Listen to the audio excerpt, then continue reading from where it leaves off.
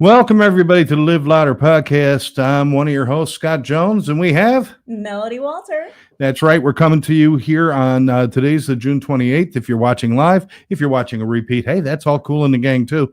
Just make sure that you take a moment, like this show, subscribe to the channel, and more importantly, leave your comments, because those comments are important to us. Melodie and I spend a lot of time reading those. Want to make sure that we get the information out to people that they're looking for. If you know somebody who make a great guest or you have a topic you'd like covered, that's where you want to do it.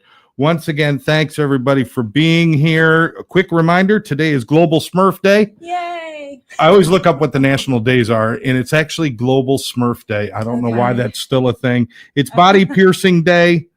It's Caps Lock Day. Caps Lock actually has its own day. Okay. Which I hate caps locks because I never know when I hit it until I see big letters show up. Okay. And finally, it's Alaska Day. So just want to let everybody know what kind of day we're having today. We have a great guest today, and we get to talk about one of my favorite topics, which is creativity and how creativity changes people and what it does for people. So, Melodie, tell us who we have.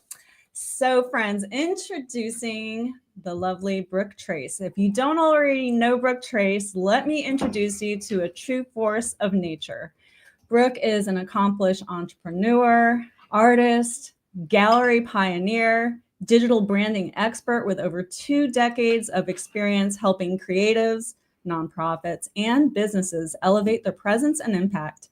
As CEO of Brooke Trace Media and founder of North Beach Art Gallery, she's built a legacy of innovation, connection, and art advocacy. She's not just brilliant. Brooke is beautiful, talented, kind, and unapologetically cool. She rolls through Fort Lauderdale in a 68 classic Mustang convertible, owns a Harley, and lights up every space she walks into with creativity and compassion. I feel incredibly fortunate to have met Brooke through a high school friend who said something along the lines of, "You two should get along famously. You both live for fine art, music, artists, classic cars." And Brooke, I'm so happy that we met. Now we've officially joined forces through her North Beach Fine Art and Charity and my family's business, The Art Collection. And together we're making waves in the art world, from bold in-person events to immersive virtual galleries you can access from anywhere on Earth or beyond. Imagine attending an art exhibit on Mars or inside a digital Roman Colosseum. Because with Brooke Trace and the Art Collection, anything is possible. Thank you, Brooke Trace, for joining us today. Nice to have you here, Brooke. My pleasure. Thank you for having me. I'm excited to share. Excellent. You own a Harley right now? Yeah. What kind? It's a Sportster frame and engine built out as a Heritage Softail, and it was bored out to a 1200 for my birthday, like every other girl wants. Yes, that's what every girl wants, is a 1200cc motorcycle engine. That's excellent. That is excellent. I'm an old biker. I spent years on bikes. Don't do it anymore. I don't like the way people drive down here. Listen, right after I had that done, yeah, I got it from the auto toy store because I was working with them, shooting doing all their photography. Right. Uh-huh. So right after I got it and had it bored out to a 1200, we had the Toys in the Sun run, which benefits Joe DiMaggio Children's Hospital. Yeah. So that year we had Steven Tyler, Richie Sambora, and Richie Supa. Yes. I put it in the sports cert category for the bike show, and it took first, of course, and Steven Tyler loved it. I bet. That's awesome. Well, all with a good purpose for the kids at Joe DiMaggio's. That is awesome. Nellie's with us. Nellie's saying good morning. Good morning, Nell. Thanks for being here. And Nellie's Healing Arts. Look for it soon. It's going to be online very soon. So tell me a little bit. First of all, how long have you been involved with art? And has this always been something that you've been doing? Yes, even as a child, that's where it started. Because we moved around so much, being a military family. Yeah. You didn't always have friends when you first moved to a place. So I would envelop myself in creativity to utilize my time in a positive fashion. And it just took me away from being lonely because we had just moved and I lost my friends and it was time to go on. So it was a great way to become a better person and creative. Oh yeah, and we loved animals. We always had animals, and then my mother did animal rescue work. We had a herd of Newfoundland dogs. Oh, they're big. A herd. Yes, they are huge. We Wow. had 8 to 10 at a time. Wow. Yes. So she did the rescue work for newfies, took some in, fostered them, and then we ended up with too many. But the kindness and compassion and the arts were always there. And my mother was an artist as well. Oh, wow. Both of our mothers. Wow, that's awesome. You know, my mother's an artist as well, so that's pretty cool. But I want to ask a question because you made something. I don't want to skip over this really important point where you were in a position. Now, whether it's a child or an adult, we're put in these positions sometimes because of life circumstances. We're alone more than we might care to be, or maybe we go through a breakup or a divorce or whatever it might be, and people find a way to just kind of collapse into that loneliness. Whereas you made friends with yourself and created activities to do. What kind of impact did that have on you actually as a young person who could have fell into that loneliness and sadness?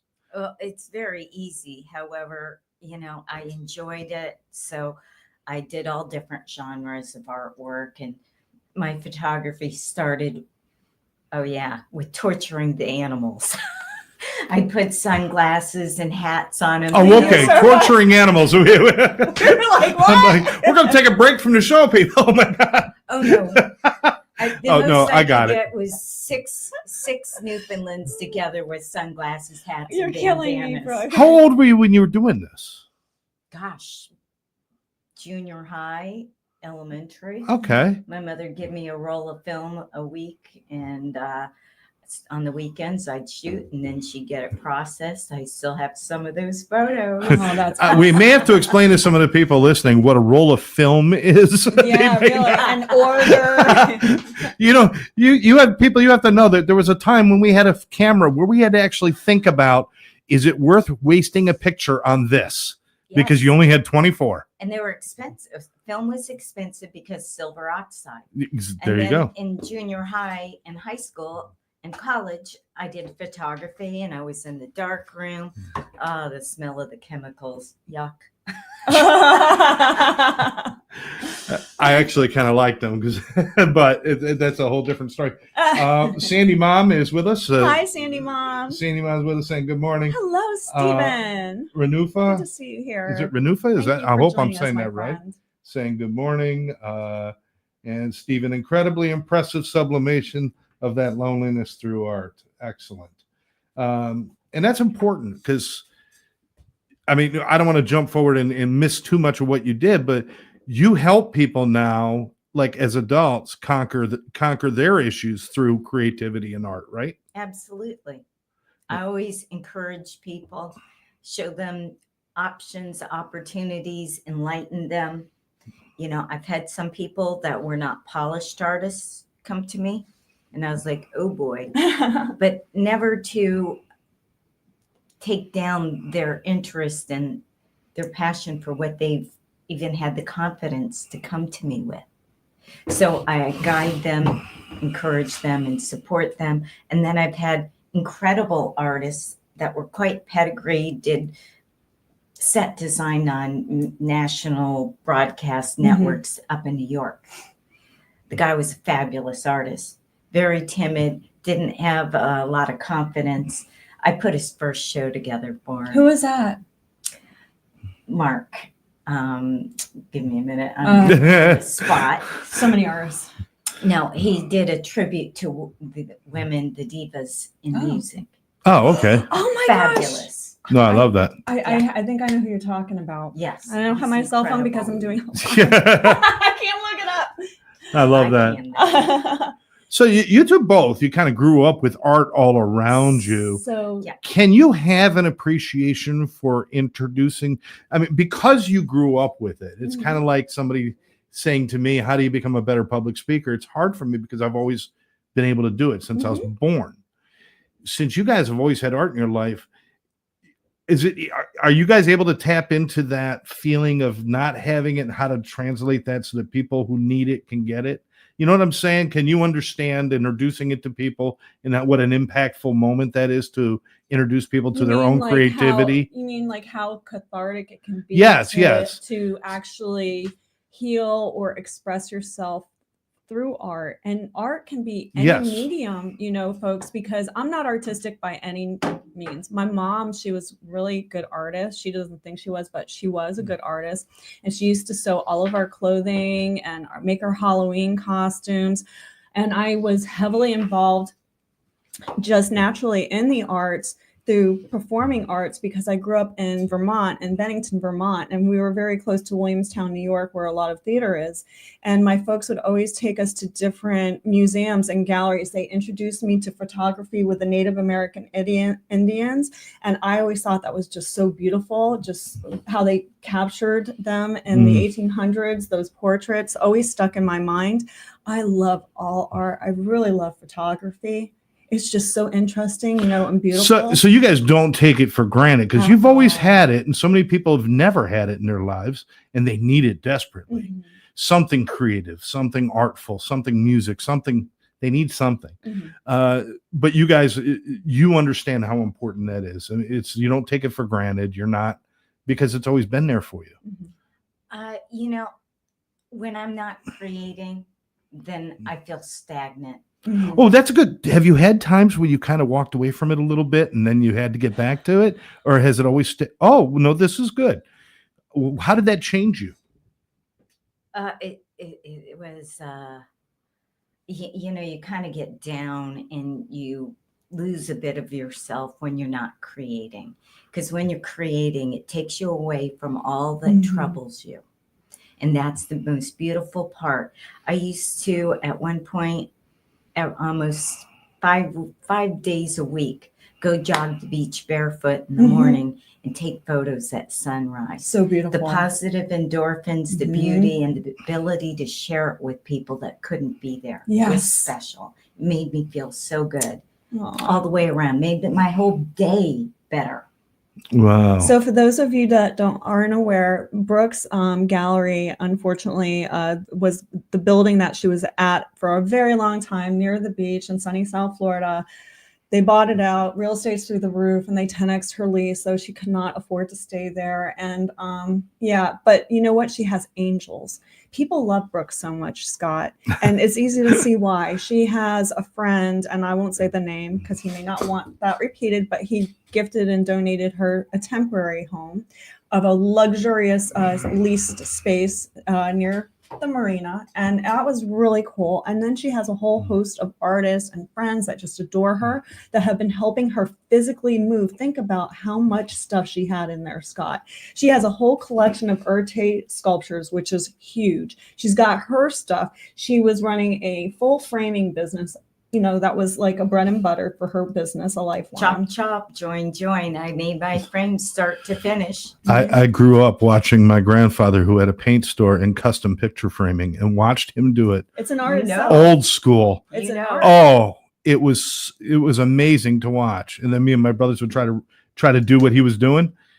We made some stuff. It wasn't frames, but we made some stuff. It was really messy. A lot of people don't know that framing is an art itself. It is. Yeah, the subtle nuances, the hardness of the nails, the height of the nails, the double stacking of the nails with an underpinner. I mean, coloring the corners before you join them so they don't have gaps and you can see the not to mention corners. Choosing frames that complement what you're framing.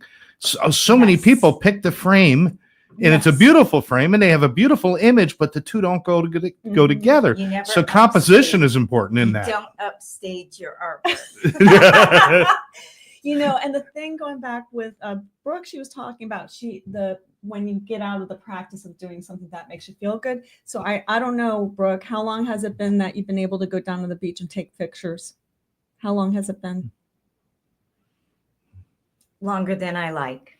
That's Any time is longer than I Has like. Has it been since your gallery closed or before then? Oh, before. Really? I had some other drama going on. So I'm sorry. It took me away from the east side, and I relocated towards the west side. And the best I could get is maybe a sunset, but the tranquility in the morning and the peace of being out there alone rather Yes. than the evenings where you get a bunch of people and drama Yes. and chaos. You got to be good with yourself. You got to have solitude Yeah. and For sure. self-reflection. That's the only way you can grow. You have to look at yourself. You got to assess and try to make peace with yourself each and every day.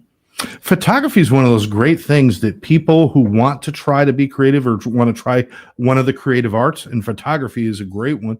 You don't have to have the world's best camera. You don't have to have great experience. All you got to do is kind of go out there and be mindful of what you're shooting and give it a shot. It's a great thing to try for, especially for people who are new to creative arts, right?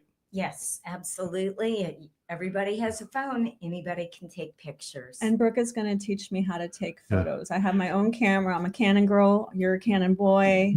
That really I don't know. sounds like a job on a pirate ship. He's the cannon boy. You're the Canon couple. No kidding. Let's shoot his ass over the water. Come on. I love to take photos, and I always loved taking photos when I was younger. I'm not as good as Brooke, obviously, but I do love to capture people in their natural states. I don't like the stage photos. There is a certain mindset to it. There's a certain eye that you develop. There's all sorts of things. And But lighting. there is also this little thing about just being at the right place at the right time that some of the most amazing photos can happen from people who aren't professionals. Yeah. So try. You never know. And don't be afraid, Brooke, you'll know this. Don't be afraid to experiment with black and white, right? I love black and white. Oh, yeah. Yeah. It's amazing.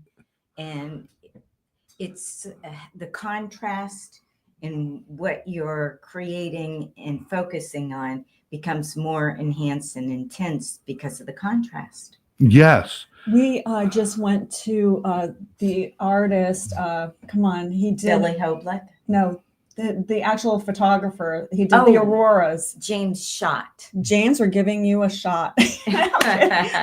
A shout out. Giving him a shout out. No, a seriously, shout out. It was a opening.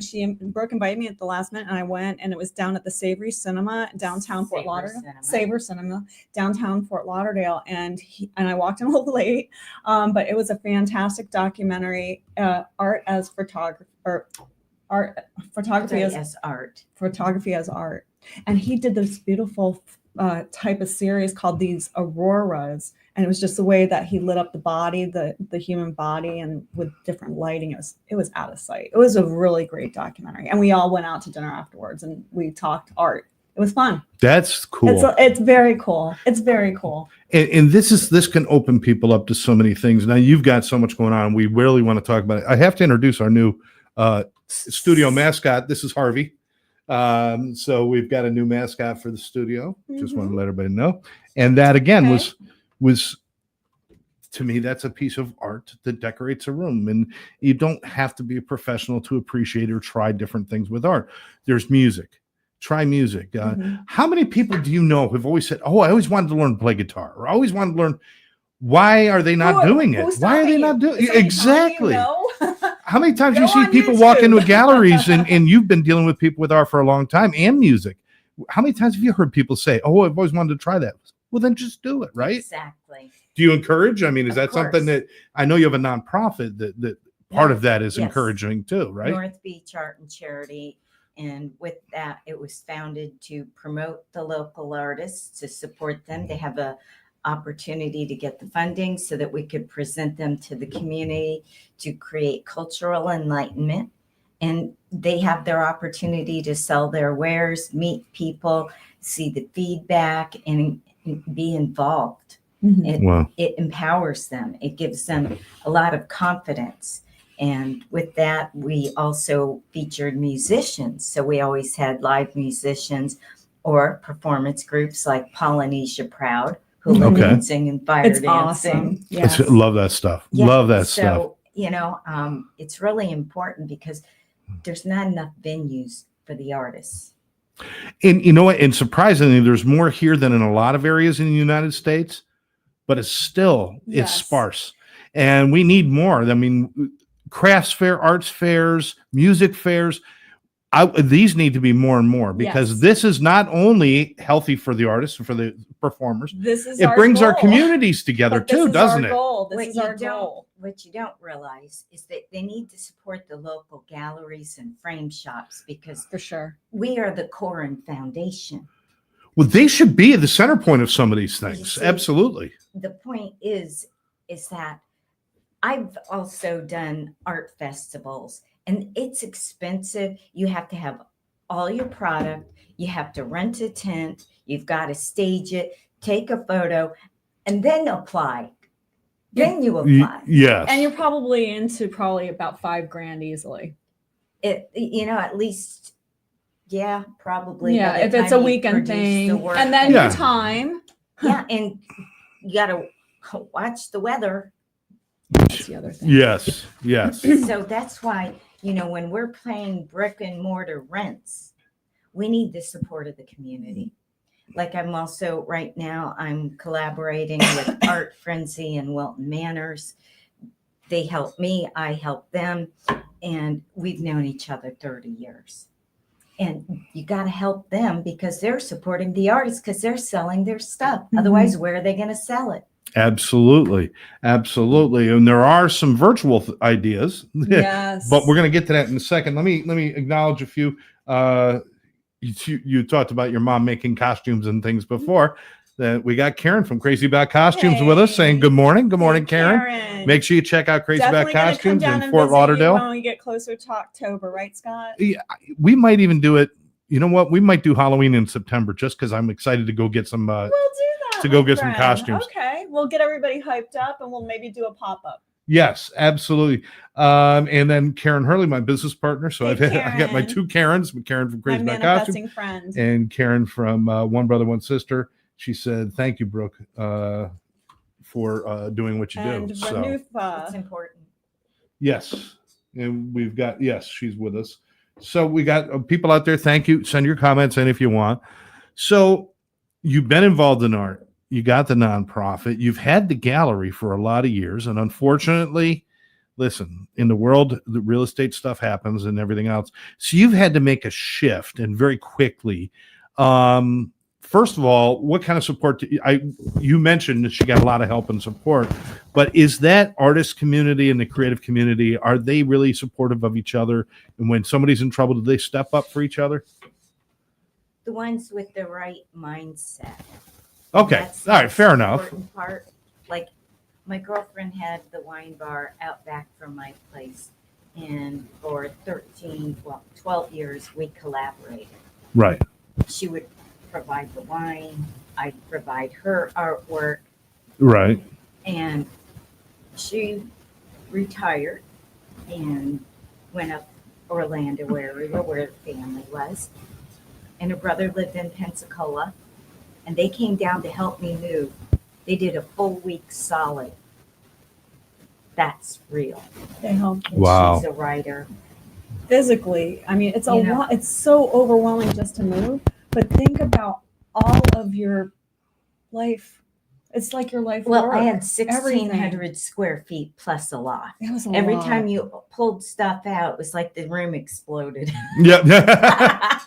I understand. Most galleries and art lofts are pretty crowded. You got a lot of. And the longer It takes a lot of real estate to store art. Yes. It's not like you could just stack boxes. I mean, Nope. this is special storage. You got to make sure that the moisture content and all that kind of stuff. And you So don't that's want real frames serious. Scratched. Yeah, You gotta oh. protect the artwork and the frames. I mean, it's just so much, and you're very particular with how they move it face to face, back to back, so the hardware doesn't scratch the next frame. It's tedious and difficult because it's like cat herding when you're moving. As much as you appreciate the help, you're like, please do it this way. Yeah.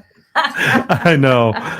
It's not like somebody just shoving the sofa out the front door. It's But a I'm little. very thankful for all the Yes. people that helped me. I can't tell you, it was so invaluable, and the love I felt. I mean, it was a lot of stuff. We donated a lot of mat boards to different schools. Oh, that's excellent. Yeah, because I got rid of an entire 6-foot table of Wow. mat boards. Donated them out. Wow. And then, Are you listening to this, Mom and Dad? so listen to this. We tried to donate some of the molding Yeah. Oh, God. to Don't even a tell me this. nonprofit that does. We could have used it. No, I'm kidding. I'm not going to name them. Let's just Oh, that's say great. we got the truck there, and they came back, and my guys were mad because they charged them to put the picture frame molding in the dumpster. So what we did from there was we put it on available online for free, and we put it outside for people to come get it. That's Wow. excellent. That's Closest how I we ever did roll. to that was I moved one time and donated the mold from my bathroom to the apartment next door. That's what I did. So mold, it's all the same. But So with my family's business, we had 3 fine art galleries in the 80s and 90s, Yeah. really 90s. And eventually we moved into getting a space near the Broward Mall. And my father bought a large bank portfolio of art, and it was 10,000 sheets of unframed art, full editions by different artists. And so he bought the whole thing. We liquidated all the, the gallery stuff, and we moved everything into one space. And then eBay started. Unbelievable. It just took us to another level. eBay and PayPal. yeah. And we moved that artwork. And then I got contracts with different cruise lines because they were doing art auctions on the cruise lines as a form of entertainment. Well, I own the whole editions. They weren't going to get them from anybody else. So I just would, I would just sell them either sell them the whole editions or piece by piece, however they wanted to do that. And that we made very good money during that time. But 2007, art is a luxury, not a necessity, and it changed the whole landscape of auctions and the art world. Right. It really did. Well, the internet changed the Everything. whole art world for galleries and artists. Some good, some not so good. It's challenging, and to keep up with it all, a lot of these artists, they'll do a website, but it's an island. So what's the point? You got to figure out how to adapt and get found. Yeah, and that's the thing. When they have their own particular website, if you're a fan of that artist, you're going to go back, you're going to visit, you might buy some pieces and stuff. But acquiring new people when you're just out there by yourself, that's why the galleries and the shows and the things like that are important, because you go in and you see not one artist represented, you see 300 artists represented, and we see all these different, and that's how people get to know each other. So it's keeping that alive is important, not just this internet search thing, right? Right. As I was telling you, the artist who did the divas Yeah. music, Mark Prowse. There we go. Yes, that was his challenge, and he was trying to figure out how to get it out there and how to get found. So I worked with him on that, gave him some guidance, and then we collaborate, and I'll always support him, and we'll be in touch because we're friends. We developed a friendship out of it. Well, let's talk about some things for people who are artists and amateur artists, especially.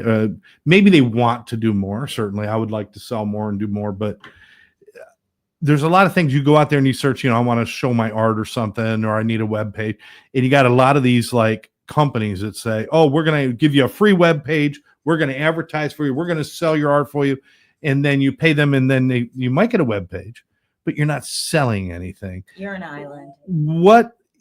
So is it really about connecting with people that you can work with locally, or is there a way to do it on the internet or is that kind of maybe what you're starting to develop, something where people can do that? Well, with my events and through my charity, what I would do is I'd have a featured artist. Okay. Yeah. And then I'd have the guest artist out front because we had a covered plaza breezeway. Okay. And then we put the musician outside with them. So they had the audience. So it was wonderful. And It was a lot the of fun. personal contact goes a lot further than the internet. Just like going into a gallery, actually seeing the piece, seeing the true color and size of the piece is a whole different experience. And getting the opportunity to meet the artist. Yes. Oh yeah, sometimes that's fun. That connection that you have now is That's really innate. That goes without saying. Yeah. It's innate because Yeah. you met the person. yeah. Then you're going to follow up with them. Then you could go to their website. But just breezing through the internet is not the same experience. That's why we need to support the galleries. Yes, absolutely. My friend Edie Py, I don't know if you know Edie Py. Sounds Yeah, she's got art up and down from South Miami Beach to all the way up. And she does a lot of work in Hollywood and a lot of different shows and galleries, restaurants, different things like that. She's all over.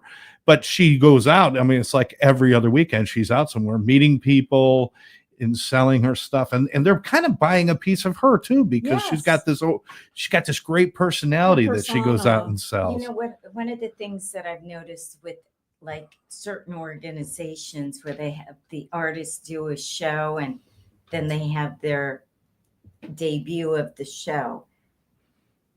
You can't just have a party for the artists if you want to sell and be successful. You need to make sure you bring an audience, interior designers, realtors, people that will buy artwork and introduce you to people that will have that interest. So there's so much more. When I see organizations that don't bring that in and it's just a party for the artists, it's like, and so with having a gallery, I'm always searching and trying to open up opportunities and find people to place artwork. Yeah, because a lot of times you see these things and they end up being a party for the artist's friends and family. Mm-hmm. Well, if they don't need your show, if that's all they're going to expose their art to, why would they need that? Because you already got them. You need events that are going to draw people. That's why combining of music and art and food. If you could do music, art, and food all at right, that's the trifecta. We have food there. Are you kidding me? Yes. Yes. So one of the gals that does a lot of my performances at my events, Janetta's Vendetta is her band. She plays the pocket trumpet. Love that. And she's my size.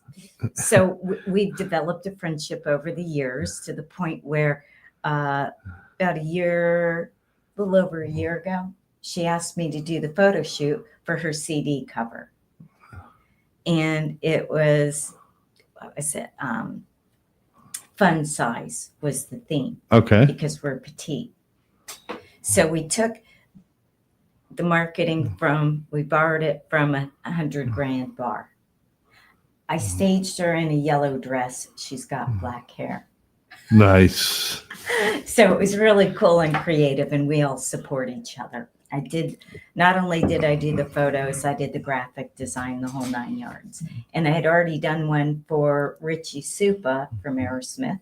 Yes. And Steven Tyler accepted the award. Right. Yeah. Last house on the block. Yeah. Well, I've worked with Richie for years. We both work in the same field, so yes, a lot there. But let's get into now, because we want to make sure that we're covering and we're giving full attention to. Let's first get the comments in. Sandy Mom says the process of creating and painting is meditation for her. Yes. Like I said, it takes you away from all the troubles of your world, and you're totally focused on what you're doing, no matter what's going on the news or whatever personal anguish that you're going through. It all melts away when you're focused on what you're doing, whether it be painting, photography, graphic design, whatever, your music, it takes you away. Cooking. Talk about a creative art there. Experimenting and being a chef. And by the way, if you're thinking that I can't do any of those things, I'm not talented, listen, you don't have to be a great singer to get involved in music. Look at if you had to be a great singer, Snoop Dogg would be broke and nobody would have ever heard of Bob Dylan. All right. You don't have to be a great singer to express yourself through music. You don't have to be a great musician to sit and play a piano. You can just play. You don't have to be a great painter. I mean, not everybody can do beautiful paintings. Some people, it's all about composition, Jackson Pollock and things like that. It's more about the composition than it's not actually doing, little noses and eyes, and I can't paint hands and all that stuff. Just do this stuff. And writing is the last one I want to add. So all of this, you can get into the creative arts. When we're talking about this and you're saying it's not me, you want to be a writer, get a piece of paper, take a pencil, put 3 words on the paper, and guess what? You're a writer. Now, if you want to continue to be a writer, then you add 6 words, and then you add more words. But that's all it is, right? I mean, Yes. just Try. let yourself Do it. go. Just try. Let yourself go. Do it. Just Do it. try it. If there's something you want to try in life, all you got to do is try it. Nobody's telling you except your own mind. So tell your mind to heal and try it. Karen from Crazy About Costumes says realtors are great. I have started costuming for open houses. Oh, that's cool. That's a great idea. What a great idea. So like you have I don't know, Wonder Woman answer the door. Well, I was just going to say, Iron Man. Don't you want to buy your house from Iron Man? Fashion show. A fashion show. There you go. We've done that with Liz Costella, one of my designer friends. Wow, that's cool. So I've collaborated with her too. During lockdown, we had a fashion show virtually. Mm-hmm. And then I had different musician friends come in and perform. It was fabulous. Fun. People, there's a change. I want to get these 2 comments, and I want to mention something. We'll keep going. Without art, I would not be the same person I am now. This is from Janelle, This is my friend, our friend Nellie's Healing Arts. And I've been able to spend time through Melody, and she's an amazing human being, fantastic, great spirit.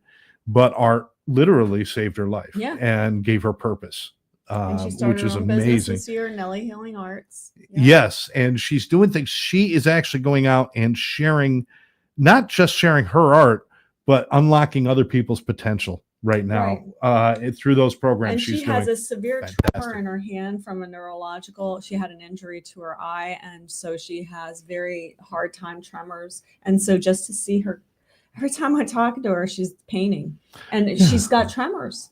She's only in her early 40s. This girl's been through everything. There's things that are amazing that happen that you either find a way so something like a tremor or something like that can actually become a part of your process, and it's a certain way that gives you your distinct look or your distinct style. But then there's other people that sometimes when they're doing the art, those other issues seem to fall to the background, even physical illnesses and things like that. Yes. I know that when I was, having my problems, when I was doing my art, I wasn't thinking about the problems with my heart and the problems with this and problems with that. I was able to focus on this other stuff. Nellie also said she's trying to sell her art. It's definitely been a challenge. That's tough for everybody. Well, that's why I say go out and support the galleries, support the artists. You got to meet them. And as you were saying, the challenges. When I was 21, I had a car accident. I almost died. They said if I lived, I'd be a veggie or paraplegic or both, because I had 5 major skull fractures, fractured vertebrae in my neck and upper back, fractured ribs, fractured pelvis, bruised brain, lungs, and heart. Oh, so you Evil Knieveled that thing. Absolutely. She gave you a run for the money, girl. Yeah, I know. So it was a long, arduous recovery. Right. So when I got the opportunity, I did a solo show for Holy Cross Women's Center, Seascape Serenity, because I missed the ocean and the outdoors. So my focus on what I was doing was taking everybody away from the hospital environment to bring them back to the peace of the ocean that I found at sunrise. Wow. How long were you in the hospital? Oh, God. More than 5 weeks. I was in a coma Jesus. for 5 days. You were in a coma? Yeah. I don't remember you telling me that. So Karen again from Crazy About Costumes says they did a 1920s style for the realtors because the house was built in the 20s. How Love perfect, right? Which is Art Deco. going to lead into what we're talking about next. There we go. The father of Art Deco right here, Urte. So let's talk about, okay, go ahead. Urte is the father of Art Deco. That's my folks back here, if you can see that. And that is Urte. That was during his 90th birthday. He is the father of Art Deco. His name is actually Romain de Turtoff, but Brooke can tell you his French all about initials, RT, Urte.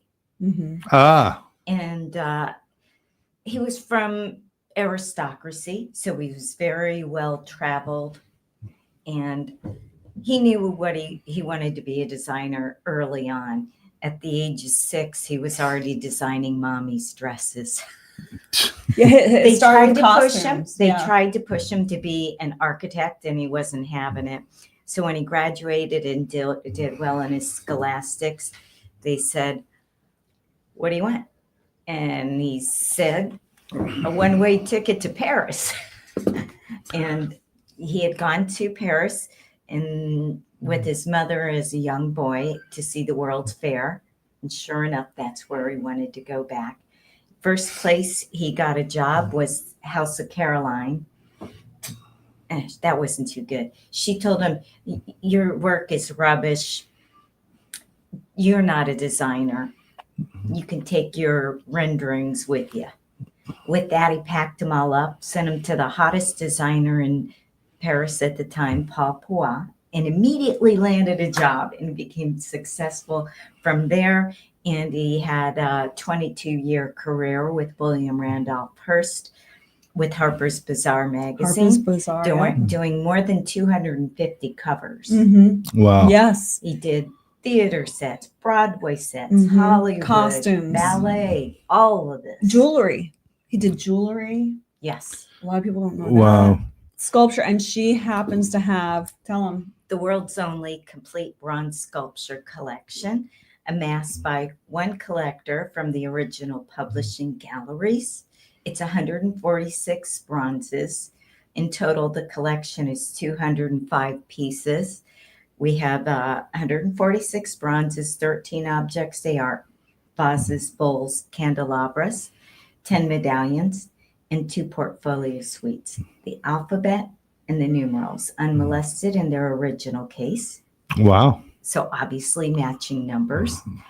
And this gentleman that lived in Aruba had taken a trip to New York City, bought 4 sculptures after wandering in the right gallery, and he became the big fish and purchased every piece. And I had got a random call from this gal in Lauderdale by the Sea, and of course I knew Erte.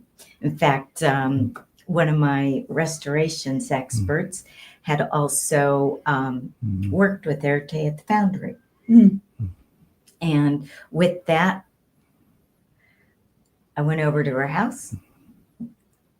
Within a week, because the gentleman was terminal with brain cancer, I flew down to get him as lucid as I could get him. And I thought it'd be 5 days. It turned into 10 days because I had to gently clean each piece, photograph the front, the back, the stamp numerization, and I brought my Lazy Susan so I could do a video of each 360, and I was tasked with moving the collection forward in totality because that was this gentleman's Without the wish. original boxes. Yep. Oh boy, it was fun. Out of my wheelhouse, but I always like a challenge. So I had to find a packing company, transportation across the ocean, and insure it. That was A nightmare? no, it was challenging. We like a challenge. Oh my gosh. That's not one I would like. And the reason it's the world's only complete collection is that at one time he bought 46 pieces at one time. And he had said that he would receive his pieces before they were released to the galleries. And I was like, okay, he's terminal with brain cancer. Okay, circular file. Then I talked to Mark Shapiro, a partner of your father's, Yes. his father. Mm-hmm. And turns out editions 1 through 12 were pre-released to these special collectors. Mm-hmm. So that was pretty special. And with that purchase of that many pieces, they offered him the most expensive piece in the collection. It was an artist proof, but no additions were cast, making it unique. Mm-hmm. So it's a pretty cool experience to work with the artwork like this. And you work with it so much and you learn so much about the artist. You become very close to them. Mm-hmm. And again, it's inspiring. I mean, this is the father of the Art Deco movement. He was so articulate and elegant And yes, I have a background in fashion. I worked for Patricia Field in New York City in the early 90s. So I was like, woohoo. Yes. This Wow. is awesome. And as she said that, this is funny because I'm sure we have been in the same rooms. My dad served on the board of Diane's and Galleries, who actually published all the works for Erte. So my dad was actually on the board of directors, and my dad actually tried to get me to move to New York City to work in the Trump Tower and their art gallery in the Trump Gallery. And I did not want to. Go figure. I didn't want to. And that was that the SPQR gallery? Because I say that. Diane's and Gallery. No. They had a different name because the original valuation of these pieces came from the SPQR gallery at the Trump Tower. How about that? Mm-hmm. I was like, wow. In fact, Donald Trump was actually at Erte's 90th birthday celebration with your right parents. there. So that's like taken by Getty Images. Brooke Shields, everybody Barbara was there. Streisand. Everybody was at that event. Muses and collectors. And my mother, you can't see it from here, but it's so funny because my mom, she's a little Turkish lady. She speaks it like it is. I don't know if you can see it better. But anyways, she, at his birthday party, knocked over one of his sculptures and blamed him for putting it there. She said, "What did you do? Why did you put it on the pedestal?" Sorry for imitating you, Mom. But she still has a Turkish accent, even to this day. Just going to give a quick shout out. Scott Sapizik's watching from Georgia. Yay, Scott, Scott, thanks for joining us.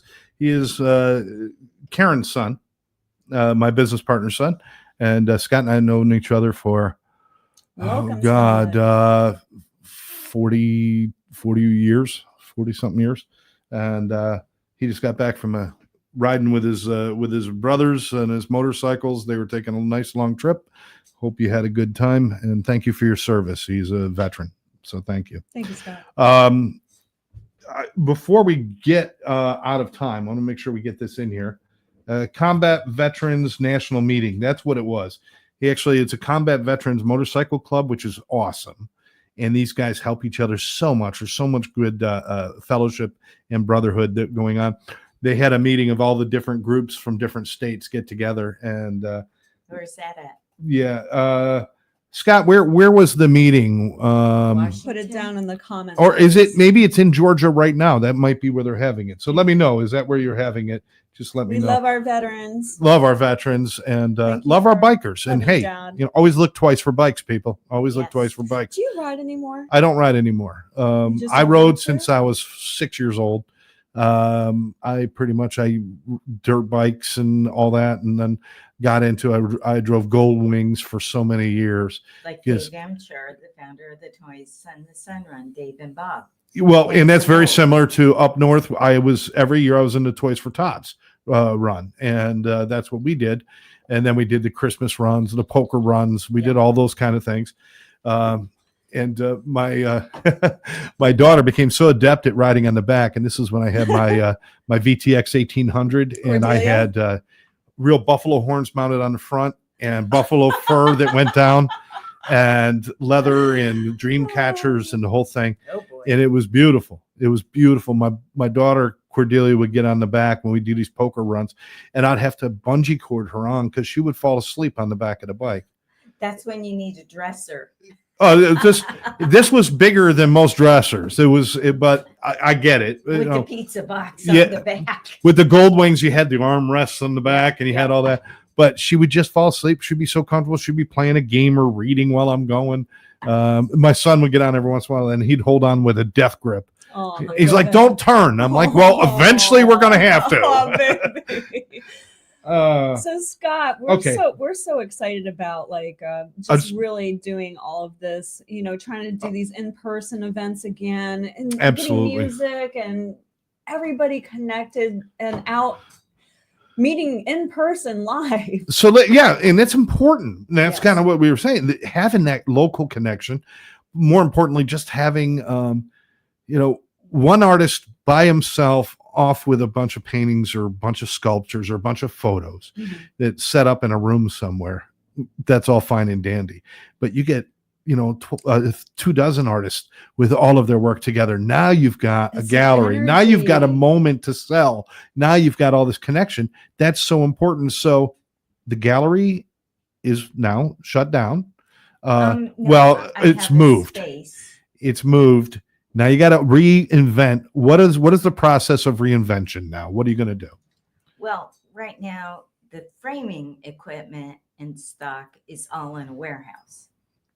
And I'm working with, like I said, Art Frenzy out of Wilton Manors. And I have a space on Marina Mile where I Okay. have all the artwork. Okay. And, it just didn't make sense to go into the beginning of summer and go get a retail space. Are you kidding me? It's a ghost town. Yeah. So I wanted to take a hiatus, focus on the Erte collection, especially since this year is the centennial of the International Coalition of Art Deco Societies, and they will be celebrating in Paris in October. So it's the big centennial for Art Deco. So if you look, you'll see a lot of articles in architectural magazines, design magazines. It's a very hot year for Art Deco. And Brooke and I want to be part of it in Paris. Yes.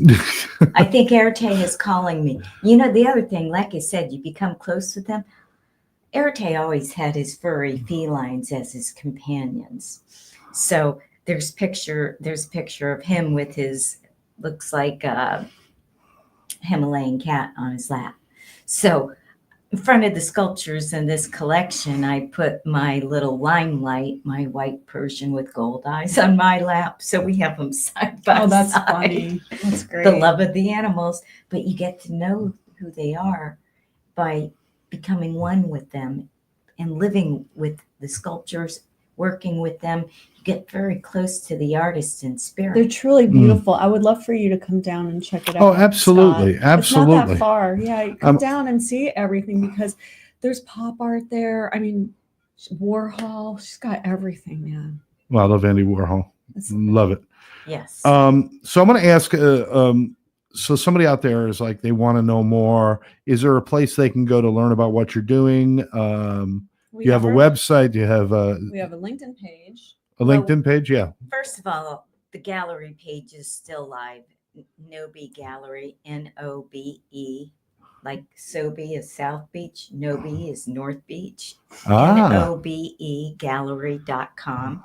You can find out all about the gallery. You can find out about Erte and this specific collection. And like I said, I can still do framing for other people, my clients and such, through my friends as we partnered with Art Frenzy. And then North Beach Art and Charity, nobeartandcharity.com. Everybody go check that out. Learn more about what's going on. I got to ask you a question though. You keep talking about you going back and doing the framing, which is awesome. It's an art. But that's what I was just going to get to. It's like, I beat you. you got a lot going on. So it sounds to me like the framing, do you is part of the reason you do that because you just really love doing it? Yes. I mean, it's not because you need to do Wait a it, minute. but you love it, right? Not only do I love it, I become more creative with it. Out of cutoffs from other frame jobs, because I buy length and chop my own frames. Yeah. I've made boxes, decorative boxes, and then I've had clients actually commission me to build specific ones at specific sizes. That's a good idea. That's a good idea. So many people throw the scraps It's away. so They don't think creative. about, Yeah.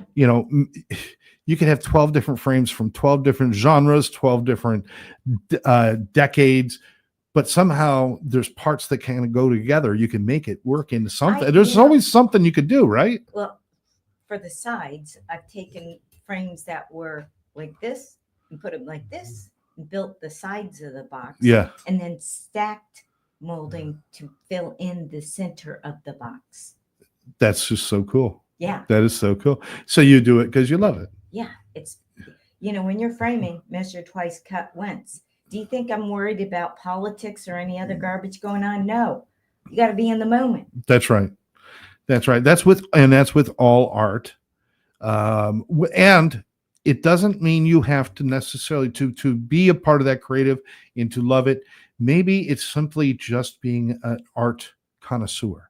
It's maybe you just fall in love with tracking down interesting pieces, looking at different art museums, or looking at different pieces or artists, share that with other and people. share with other people. Yes, and just become part of the discussion.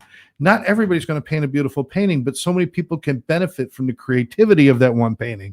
And Just show up and sharing look. it with other people so they can enjoy it, and to support the artist and the arts community. So let's see. Karen is asking, so Brooke, do you know David Sexton, speaking of North Beach? David Sexton. That's a no. She just crossed her eyes and said no. She does not. Scott Sapizic did update us. The Yes. gathering is in Athens, Georgia. Next year, the gathering for the combat bikers is in Syracuse, New York, my hometown. And They just had a Memorial Day weekend in Washington, D.C. And my father has also laid the wreath at the tomb of the unknown soldier. oh, that's cool. A number of times. He retired a full colonel at the Pentagon after we lived in Korea for 2 years. Wow. And that's when you had skirmishes along the DMZ. You had air raid drills once a month. You had to be inside and accounted for. Yeah. So it's a whole different lifestyle in true military. And then both my brothers went to the U.S. Merchant Marine Academy. I came from a really tight military. Wow. family. Yeah. I'm the black sheep because I'm an artist. They were at USMMA and I was at MTV in New York City. Well, listen, some people need to go out and save the world. Other people need to make it pretty, and worth saving. Well, not just that, but creating. Yes. You give love and art, create love, enlightenment, and passion. And it helps. So I want everybody, again, check it out.